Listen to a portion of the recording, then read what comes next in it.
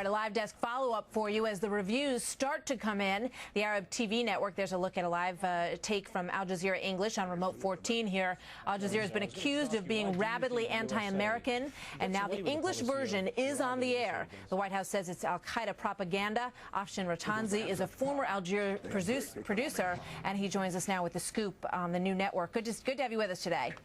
Hi there. So how's it going? What's the response been so far?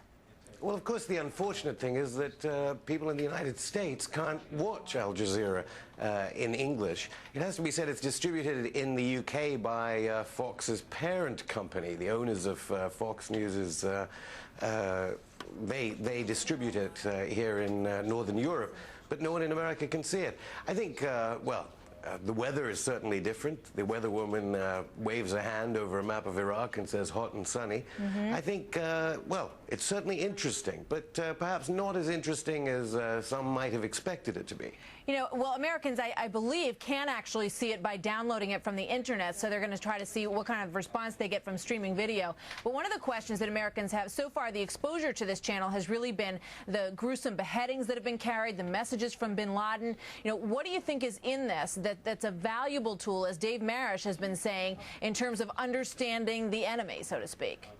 Sure. Well, Al Jazeera Arabic has never actually broadcast a beheading. One must realize there's a lot of propaganda about the station. And, I mean, after all, the United States government bombed two of its bureaus, one in Afghanistan and Kabul. And one must admit that the tapes they get are then broadcast on Fox, on CNN, and other stations. But anyway, there hasn't been a tape to coincide with the launch. People are awaiting perhaps an interview with the British Prime Minister Tony Blair on Friday. But yes, but I got to jump in there. The Arab version certainly did air a lot of videotapes. I mean, you know, it would come across the wires within moments. When there was a beheading videotape that was available, it was always coming through on Al Jazeera. Well, they never showed any beheadings, I have to say that. But they did, you're right, show videos of released by kidnappers in Iraq and so forth. But then these were anyway carried by other networks. I think the thing about Al Jazeera is that it has access to places like that no one else has. I always wondered myself why the CIA and the FBI couldn't hunt them down using the means Jazeera does in getting these tapes.